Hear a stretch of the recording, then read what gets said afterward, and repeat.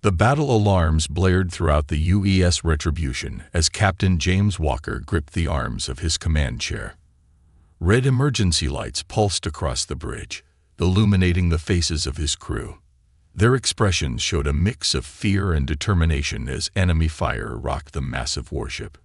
"Shields down to 30%, shouted Officer Lisa Green from her station. Her fingers danced across the control panel, trying to reroute power from non-essential systems. "The Dominion cruisers are moving to surround us, sir," reported Mark Taylor, the tactical officer. His voice remained steady, but sweat beaded on his forehead. 3 more ships just dropped out of hyperspace. Walker nodded grimly. The Retribution, pride of the Earth fleet, was among humanity's most advanced warships. Even so, it was outmatched against this many Dominion vessels. The alien ships looked like giant dark metal insects against the backdrop of stars, their hulls covered with strange protrusions that glowed with purple energy. "Engineering, I need more power to the main guns," Walker ordered, his voice calm despite the chaos. "Taylor, focus fire on the lead cruiser. We need to punch a hole in their formation." The ship trembled as another blast struck its hull. A console at the rear of the bridge exploded in a shower of sparks, sending a crew member tumbling to the floor. 2 others rushed to drag the injured sailor to safety. "Captain, we're detecting unusual energy readings from the lead Dominion vessel," said Emma Ross, the ship's science officer. Her eyes widened as she studied her screens. "It's like nothing I've seen before. They're charging some kind of weapon." Walker stood up, moving to look over Ross's shoulder at the readings. He'd been fighting the Dominion for 8 years, and in that time, human intelligence had built fairly accurate profiles of their weapon systems. This was something new. "All power to forward shields," he ordered. "Prepare tow." His words were cut short as a blinding purple beam lanced out from the alien flagship, striking the Retribution dead center. The lights flickered and died. For 3 terrifying seconds, everything went silent. Then the emergency systems kicked in, bringing dim lighting back to the bridge. "Damage report," Walker called out. "Sir, that wasn't a normal weapon," Ross said, her voice shaking slightly. "Our sensors indicate some kind of spatial distortion forming around the ship.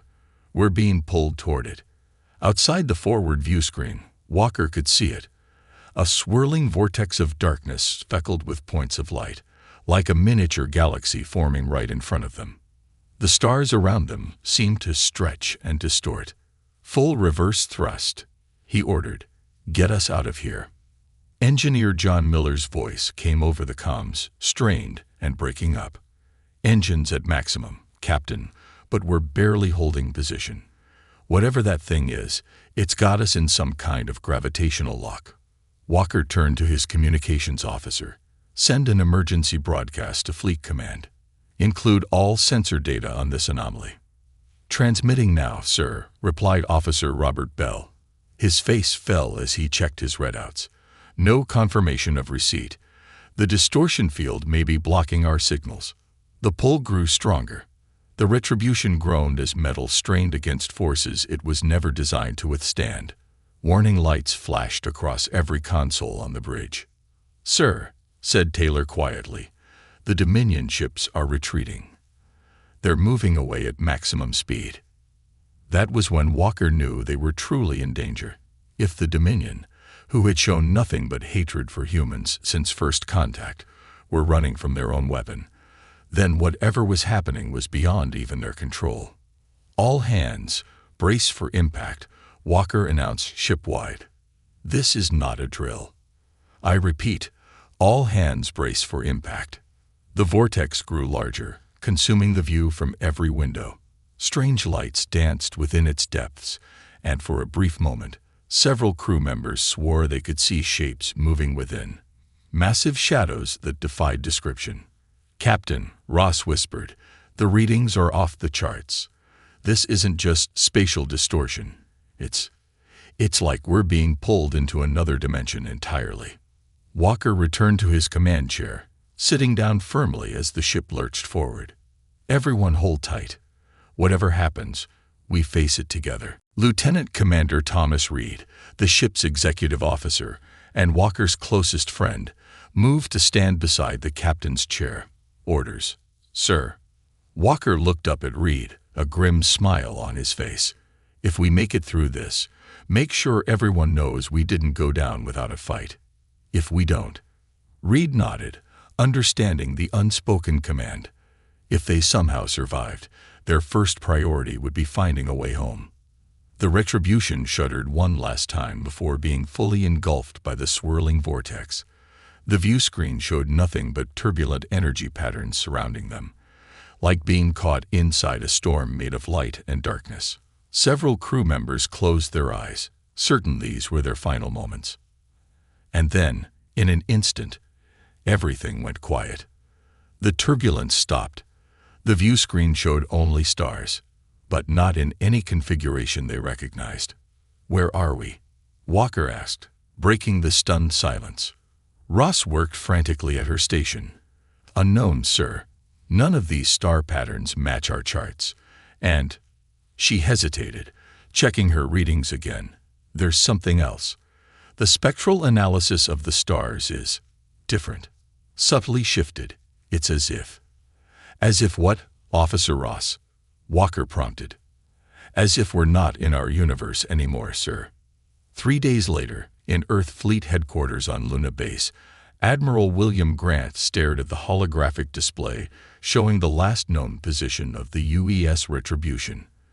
The ship's signal had disappeared completely during what was supposed to be a routine patrol along the border sectors.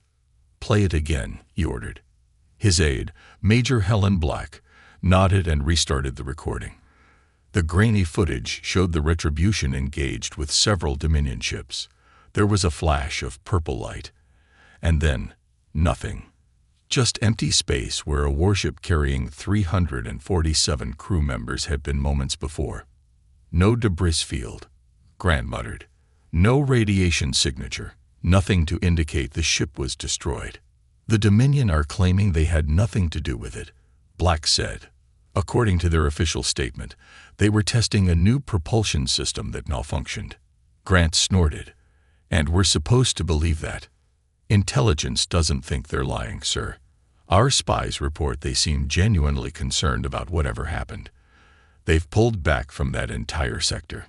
The Admiral rubbed his forehead, feeling the weight of having to inform 347 families that their loved ones were missing in action.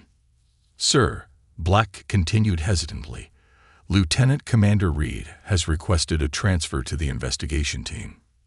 Grant raised an eyebrow. Reed? He wasn't on the Retribution. No, sir. He was scheduled to ship out next week after completing his advanced tactical training. He and Captain Walker were academy roommates. The Admiral considered this. Approved the transfer. We need our best people on this. As Black left to process the paperwork, Grant turned back to the hologram. Something about this didn't add up. The Dominion were ruthless, but they weren't known for developing weapons that made ships simply vanish, and their retreat from the sector suggested even they were afraid of what they'd encountered. Where are you, Retribution? He whispered to the empty air. And what the hell happened out there? Thomas Reed stood in his small apartment, staring at a framed photo of himself and James Walker from their academy days. They were both smiling, arms around each other's shoulders, the earth shining blue and beautiful in the sky above the lunar campus behind them. I don't believe you're dead, Jim, he said to the photo. And I'm going to find out what happened to you and your crew. Whatever it takes. His datapad pinged with a notification. His transfer had been approved. In 3 days, he would join the team investigating the Retribution's disappearance. It wasn't much, but it was a start. Outside his window, stars filled the night sky. Somewhere out there, Reed believed, the Retribution was still intact. And someday, somehow, it would return home. He didn't yet know how right he was, or how much he would come to regret that wish. 50 years passed. The war with the Dominion settled into an uneasy stalemate. Both sides, exhausted by decades of fighting, maintained heavily fortified borders, but rarely engaged in direct combat anymore. Admiral Thomas Reed, now in his 70s with silver hair and deep lines etched into his face, sat in his office on Earth's orbital defense station. Despite his age, his eyes remained sharp and alert as he reviewed the daily security reports.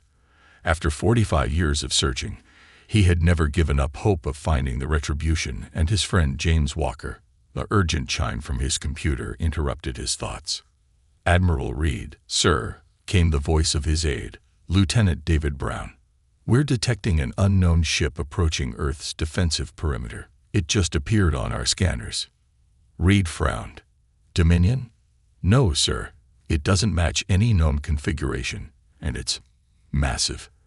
At least 3 times the size of our largest battleship." "Alert status," Reed ordered, rising quickly from his chair. "I'll be at command in 2 minutes." As Reed hurried through the station corridors, emergency lights began to flash. The station's AI announced in a calm voice, "All personnel to battle stations. Unknown vessel approaching." This is not a drill. The command center was a flurry of activity when Reed arrived. Officers rushed between stations, and the main view screen showed a distant object moving toward Earth. The ship was unlike anything Reed had ever seen, elongated and dark, with strange geometric patterns glowing along its hull. "What's its approach vector?" Reed asked as he took his position.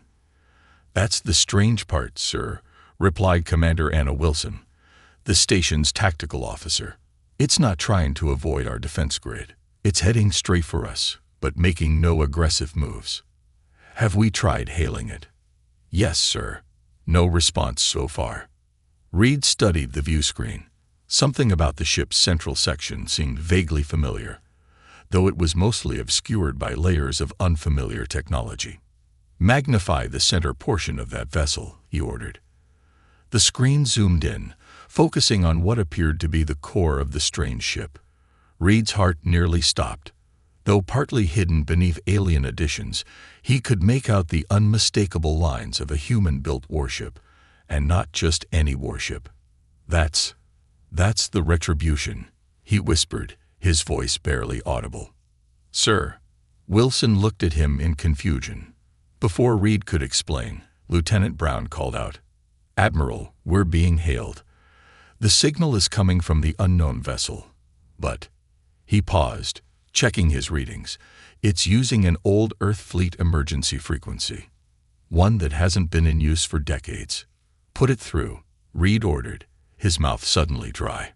The view screen flickered, and a face appeared that made several officers gasp. It was an older man with a neatly trimmed white beard. His uniform was recognizable as Earth Fleet, but modified with unfamiliar elements. Most striking were his eyes, cold and hard, as if they had witnessed things beyond human understanding. "This is Captain James Walker of the UES Retribution, requesting permission to approach Earth," the man said, his voice gravelly but strong. Reed stepped forward, hardly able to believe what he was seeing. "Jim, is that really you?" Walker's expression softened slightly, the first hint of humanity breaking through his stern demeanor. "Tom, you got old, my friend." "So did you," Reed replied automatically, though in truth, Walker looked younger than he should have after 50 years. "Where have you been? What happened to your ship?" "It's a long story," Walker said, "one I'd prefer to tell in person. But first, I need your help convincing your defense forces not to shoot us down. My ship has changed, and I understand how threatening it must appear." Reed turned to Commander Wilson. "Stand down to alert level 2. Inform Earth Defense Command that I'm vouching personally for this vessel." "Sir," Wilson objected, "regulations require." "I know the regulations, Commander," Reed cut her off. "I wrote half of them. This is my call. That ship out there is the Retribution. It disappeared 50 years ago, and now it's returned. I need to know why." Wilson nodded reluctantly and began issuing the necessary orders. Reed turned back to the screen. "Jim, I'm sending coordinates for a holding position near the station. We'll dispatch a shuttle to bring you aboard." "No need," Walker replied. We have our own transportation methods now. Prepare for our arrival in 10 minutes. The transmission ended abruptly. Sir, Brown said nervously, that ship is still over 100,000 kilometers away. No shuttle could cover that distance in 10 minutes. Reed simply nodded. Whatever happened to them out there changed them. Be prepared for anything. Exactly 10 minutes later, the command center's main doors slid open. Captain James Walker walked in, flanked by two officers Reed didn't recognize. They wore modified Earth Fleet uniforms with strange symbols embroidered on their sleeves. The entire room fell silent as Walker approached Reed. Up close, the changes in his old friend were even more apparent. Walker moved with unnatural precision, and faint lines of light occasionally pulsed beneath his skin. "Tom," Walker said, extending his hand. "It's good to see you." Reed hesitated only briefly before shaking it. The hand felt human enough, but slightly too cool. 50 years, Jim. We thought you were dead." "For us, it's been only 3 years," Walker replied. "Time works differently where we were taken." "And where was that exactly?" Walker glanced around the command center, his gaze lingering on the various officers watching them. Somewhere humans were never meant to go. A place between dimensions, where the normal laws of physics don't apply. He stepped closer to Reed, lowering his voice. "We encountered things there, Tom. Ancient things, terrible and wonderful. They changed us, changed the ship. Are you even still human?" Reed asked quietly. Walker smiled, but it didn't reach his eyes. "Mostly. But we've learned things, seen things. The Dominion is nothing compared to what's out there." "Is that why you've returned? To warn us?" "Partly." Walker nodded. "But also because Earth is in danger. There's something coming, Tom. Something that makes the war with the Dominion look like a children's game." Reed studied his friend's face, searching for any trace of the man he once knew. There was familiarity there, but also something alien, a coldness that hadn't been there before. "What happened to you out there, Jim?" he asked softly. Walker's expression darkened. "We were hunted, studied, taken apart, and put back together. And then we learned how to fight back." He placed a hand on Reed's shoulder. "I need you to trust me. Will you help me convince Earth's leaders to listen?" "I'll try," Reed promised, though uncertainty gnawed at him. "But they'll have questions. Many questions." "Of course they will," Walker replied. "But time is short. The harvesters have already found this dimension. And they're coming." "The harvesters." Walker's eyes grew distant, as if seeing something beyond the room. "They consume everything, Tom. Worlds, species, knowledge. And they're very, very hungry." Around them, the command center had gone deathly quiet as everyone strained to hear their conversation. "We should take this somewhere private," Reed suggested. Walker nodded. "Lead the way, old friend. We have much to discuss." As they left the command center, Reed couldn't shake the feeling that while the retribution had indeed returned, the James Walker he had known was still lost somewhere in the depths of space, replaced by something that wore his face but carried the cold rage of a being that had endured horrors beyond human comprehension. And Earth would soon learn just how angry the lost warship truly was. The meeting room in Earth's central government building was filled with the most powerful military and political leaders of humanity. They sat around a large oval table, their faces tense as they waited for Captain Walker to begin. Admiral Reed sat beside his old friend, still unsure what to make of the changed man. Walker stood at the head of the table, his posture unnaturally perfect.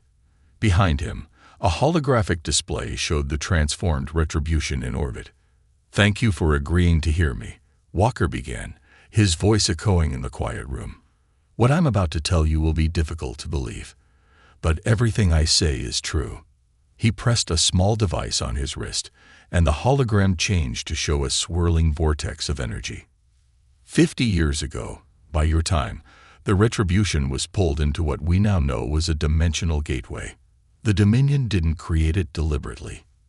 They were experimenting with technology they didn't understand, technology they had found, not built. General Peter Davis, the head of Earth's Defense Forces, leaned forward. Found. From where? From the harvesters, Walker replied. Or more accurately, from one of the civilizations the harvesters had already consumed. Walker changed the hologram again.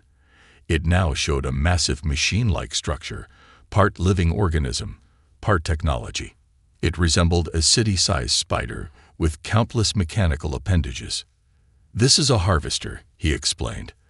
They are an ancient machine intelligence that travels between dimensions, seeking out advanced civilizations.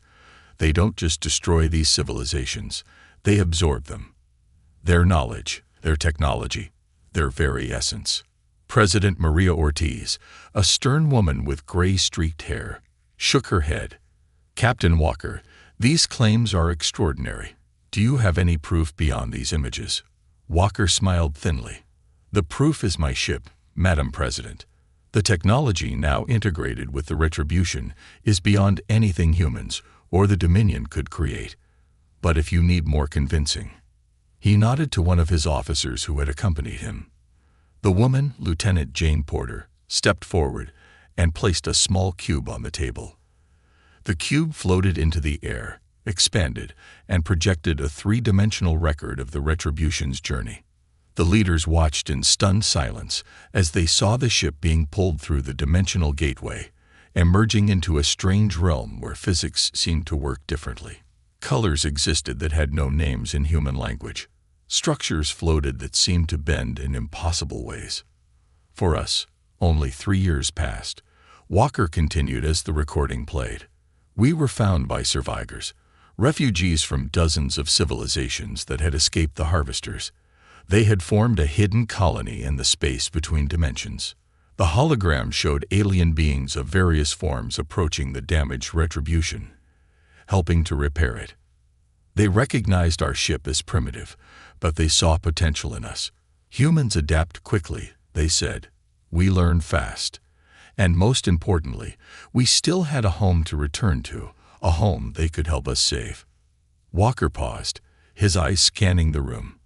The refugees helped us understand what the harvesters truly are and how they operate. The harvesters never attack a civilization at its peak. They wait until it weakens itself, usually through war. Admiral Reed felt a chill run down his spine. The war with the Dominion. Walker nodded. Exactly, Tom. The harvesters have been manipulating both humans and the Dominion for decades. They planted that technology for the Dominion to find, knowing they would try to use it. They've been pushing both our civilizations toward mutual destruction. General Davis stood up angrily. That's absurd. Are you suggesting our entire conflict with the Dominion is some puppet show for these harvesters? Not entirely, Walker replied calmly. The initial conflicts were genuine. But the harvesters found our dimension about 60 years ago and have been subtly influencing events ever since. They're patient predators. They'll wait centuries if necessary. He changed the hologram again, showing a star map of human and Dominion space. Several points of light pulsed red. These are locations where dimensional disturbances similar to the one that took my ship have been detected over the past 5 years. The harvesters are preparing invasion points. President Ortiz studied the map carefully. If what you say is true, Captain, why would these refugee aliens help you? What do they gain? Revenge, Walker said simply. And hope. The harvesters have destroyed thousands of civilizations across countless dimensions, but they've never been stopped. The refugees believe we might be the first to do it. If humans and the Dominion work together. Laughter erupted from several people around the table. Work with the Dominion, General Davis scoffed. After 50 years of war, that's impossible. Walker's face hardened. Nothing is impossible, General.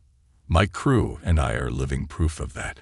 Speaking of your crew, said Defense Minister Alan Wright, they've all undergone these same changes as you.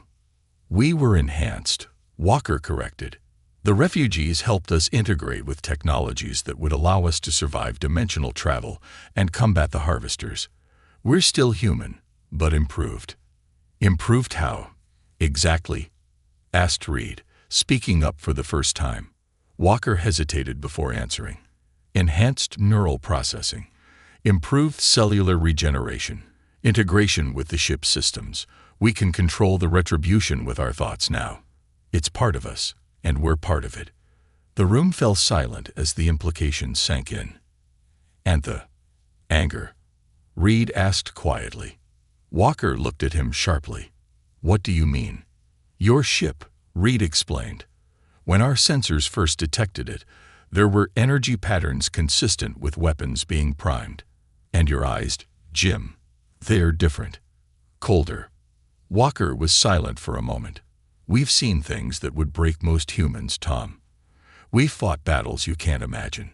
And yes, we're angry. Angry at what was taken from us.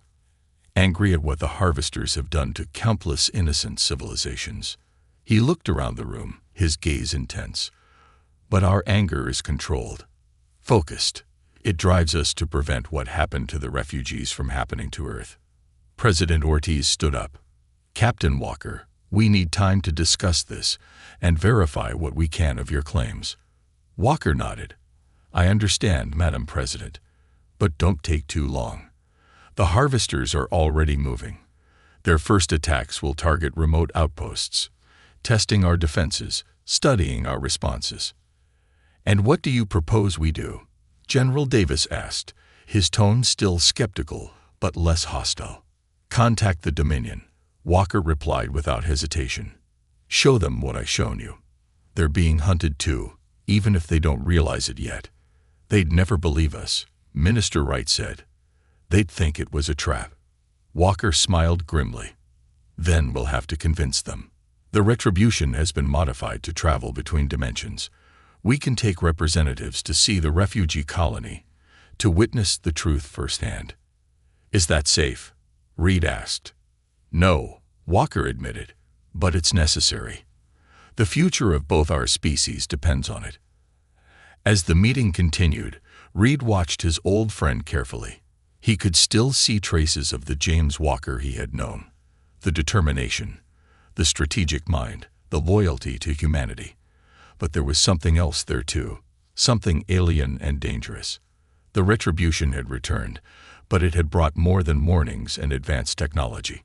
It had brought a cold fury born from witnessing horrors beyond human comprehension. Reed only hoped that fury would be directed at the right targets, because he had seen the recordings of the enhanced retribution in action. And the thought of that ship, that angry ship, turning against Earth was too terrible to contemplate. We'll need proof, President Ortiz was saying. Something concrete to take to the Dominion. Walker nodded. Then let me show you what the harvesters are truly capable of. The retribution intercepted a probe they sent ahead of their main force. We have it contained aboard our ship. Reed felt a chill run down his spine. Whatever Walker had brought back with him, he suspected humanity wasn't ready for it. But ready or not, the war for survival had already begun. 3 days after Captain Walker's shocking presentation to Earth's leaders, the first attack came. A small human mining colony on the edge of the solar system went silent. All communication stopped without warning. The retribution was the first to respond, reaching the colony in minutes using its new dimension-shifting technology. What they found confirmed Walker's worst fears. Admiral Reed stood on the bridge of the Valiant, Earth's newest battleship, watching the recorded footage Walker had sent back. The mining colony was simply gone. Where a thriving outpost with 5,000 people had stood, there was now only a perfectly circular hole in the asteroid's surface.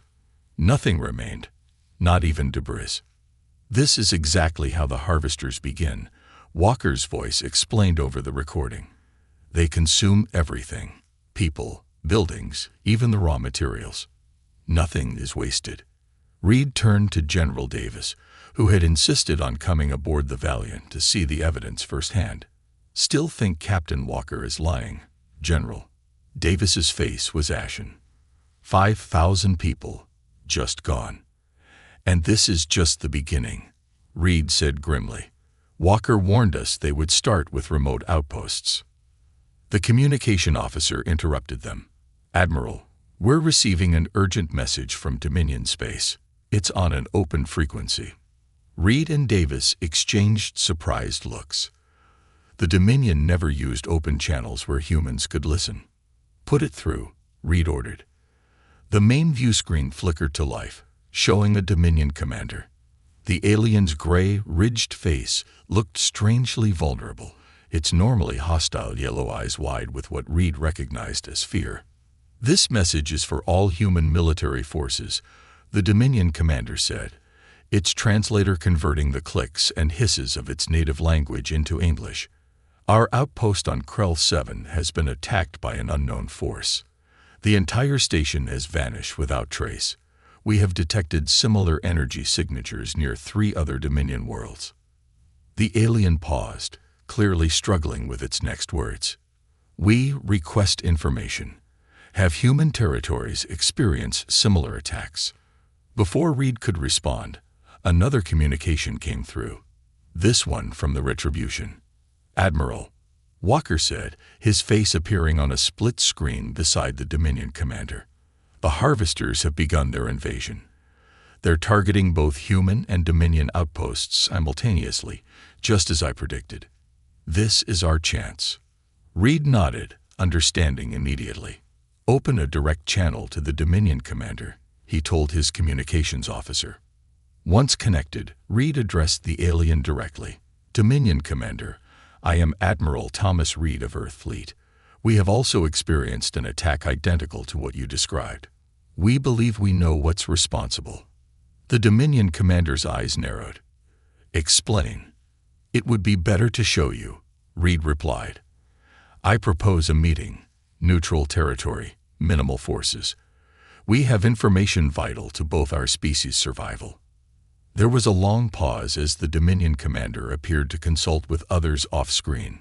Finally, it turned back to face Reed. Agreed. The space station at the Omega Nebula border. 6 hours from now. 1 ship each.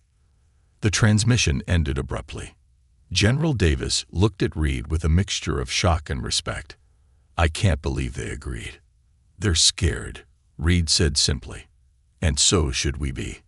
The Omega Nebula space station had been built 20 years ago as a neutral meeting point for rare diplomatic exchanges between humans and the Dominion.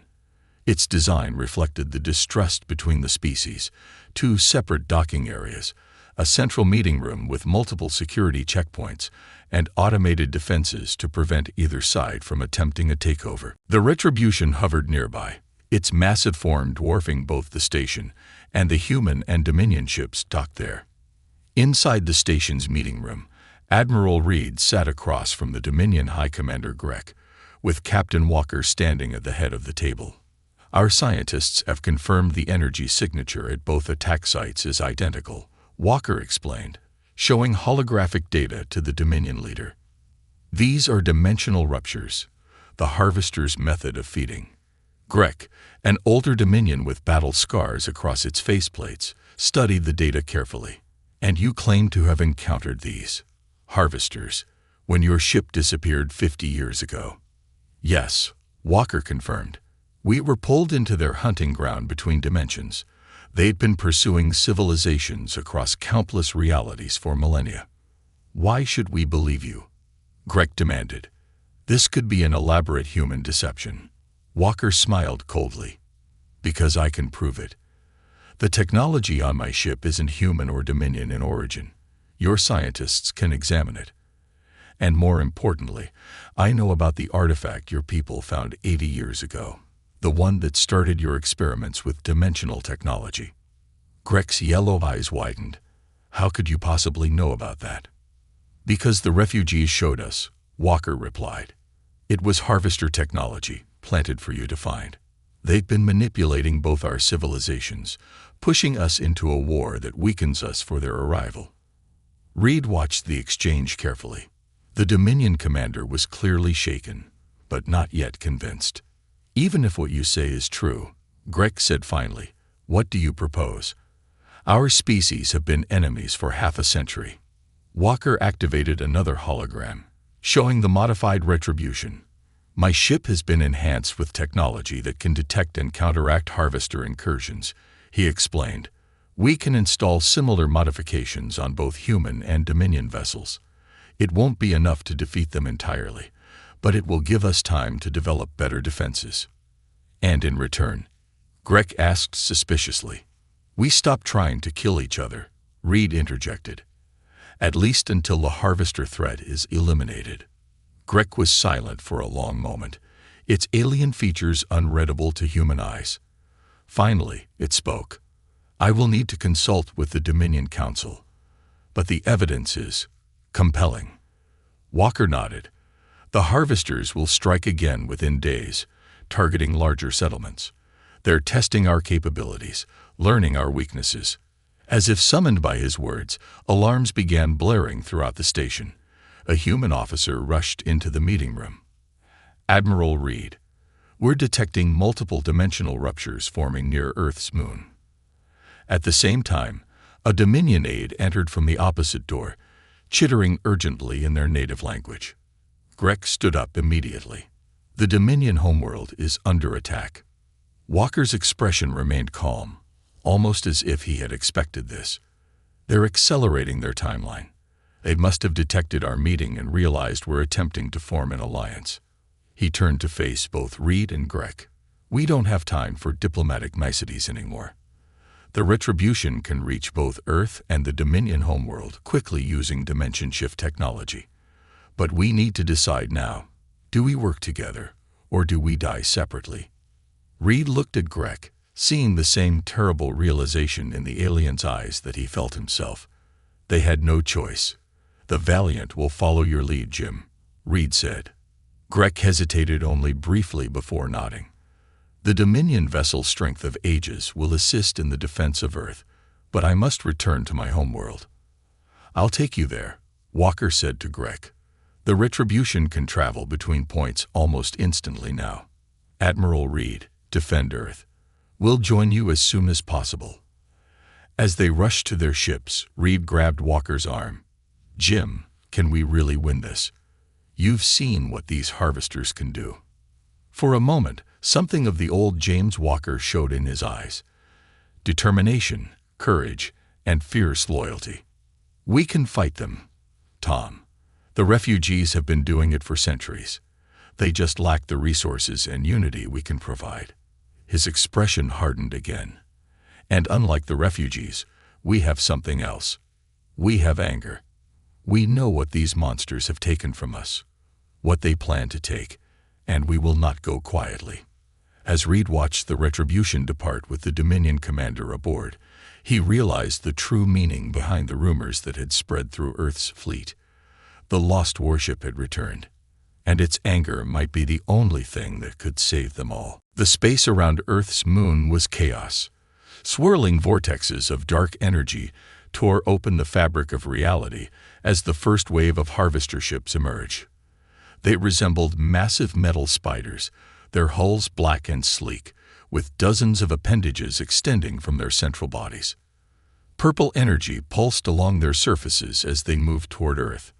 Admiral Reed stood on the bridge of the Valiant, watching the enemy approach. Around his ship, every available human vessel had formed a defensive line. Crews who had spent their entire careers training to fight the Dominion now faced an enemy beyond their understanding. All ships, hold position, Reed ordered, his voice steady despite his fear. Wait for them to come within range. The lead harvester vessel suddenly accelerated, breaking away from the others. It moved with impossible speed, covering the distance to the human fleet in seconds. Fire, Reed commanded. Every human ship unleashed their weapons simultaneously. Energy beams, missiles, and projectiles converged on the harvester ship. For a moment, Reed allowed himself to hope. Then the smoke cleared. The harvester was undamaged. The attacks had simply been absorbed into its hull, the energy disappearing without effect. Our weapons aren't working, his tactical officer reported unnecessarily. Reed watched in horror as the harvester extended one of its appendages toward the nearest human cruiser. There was a flash of purple light, and the cruiser simply vanished, consumed in seconds. Fall back to secondary positions, Reed ordered. All ships, evasive maneuvers. As the human fleet scrambled to retreat, 3 new ships appeared suddenly from what looked like tiers in space itself. Reed recognized the distinctive form of Dominion war vessels, led by the strength of ages that Commander Grech had promised. The Dominion ships immediately opened fire on the harvesters, their weapons different from human technology. These seemed to have some effect, causing the lead harvester to pause its advance. Reed's communications officer called out, "Admiral, incoming transmission from the Dominion flagship." A Dominion commander, not Grech, but one of his subordinates, appeared on screen. "Human fleet, our weapons can damage their outer shells, but cannot penetrate their core defenses.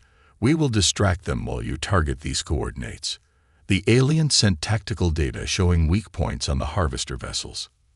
"Understood," Reed replied, surprised by the immediate cooperation. "All ships recalibrate weapons to target the coordinates provided by the Dominion." The combined human and Dominion forces fought bravely, but they were clearly outmatched. For every minor victory, for every moment they slowed the harvester advance, another ship was lost. Reed watched the casualty reports climb with growing despair. "Where is the retribution?" he muttered, searching the tactical display for any sign of Walker's ship. "We can't hold them much longer." As if in answer to his thoughts, space itself seemed to tear open behind the harvester fleet.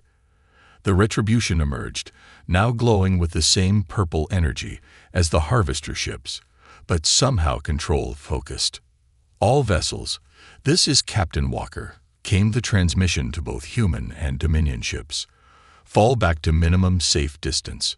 The retribution will engage the primary harvester ship." Reed watched in amazement as the retribution charged directly toward the largest harvester vessel. The enemy seemed to recognize the modified human ship, all of its appendages turning to focus on this new threat. "What is he doing?" Reed's executive officer asked. "They'll tear him apart."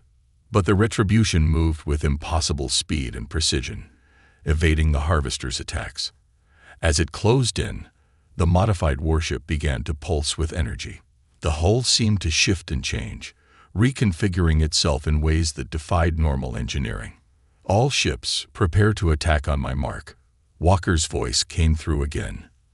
"The retribution will create a disruption field that will temporarily disable their defensive systems. You'll have approximately 30 seconds to inflict maximum damage." The retribution was now directly above the lead harvester. Suddenly, it released a massive pulse of energy that washed over the enemy vessels. The harvesters' movements became erratic, their hulls no longer absorbing the energy weapons fired at them. "Now," Reed ordered, "all ships, fire everything you've got." The combined fleet unleashed a devastating barrage. Human and Dominion weapons struck the harvesters simultaneously, tearing into the previously impervious hulls. The lead harvester began to break apart, pieces of its massive body drifting away. "It's working," Reed exclaimed, hardly able to believe what he was seeing. But the victory was short-lived. The disruption field generated by the retribution began to fade, and the remaining harvesters quickly adapted. They pulled back, regrouping for another assault. "Admiral Reed," Walker's voice came through, strained and different somehow. "The disruption field works, but we can only generate it in bursts. The power requirements are extreme." Reed noticed something alarming on his view screen. The retribution itself appeared to be damaged, parts of its structure becoming transparent, as if struggling to maintain its form in normal space. "Jim, what's happening to your ship?" Reed asked. There was a pause before Walker replied. "The dimensional technology requires sacrifice. The refugees warned us. Every time we use it at full power, it consumes part of the ship, and part of us." Reed felt cold dread wash over him. "What do you mean, part of us?" "We're linked to the ship now, Tom," Walker explained, his voice becoming more mechanical. "The enhancements the refugees gave us, They made us part of the Retribution's systems. When it uses energy, it draws from us as well. Pull back, Jim, Reed urged. We'll find another way. There is no other way, Walker replied firmly. The harvesters are regrouping. They'll adapt to conventional attacks. Our only advantage is the disruption technology. On the view screen, Reed could see the harvester fleet forming a new attack pattern. Behind them, more dimensional ruptures were appearing as reinforcements arrived. Commander Grek is returning from the Dominion homeworld with their primary fleet, Walker continued. They managed to drive back the initial attack there. If we can hold here until they arrive, we have a chance. Reed made a quick decision. All ships form up around the Retribution, protected at all costs.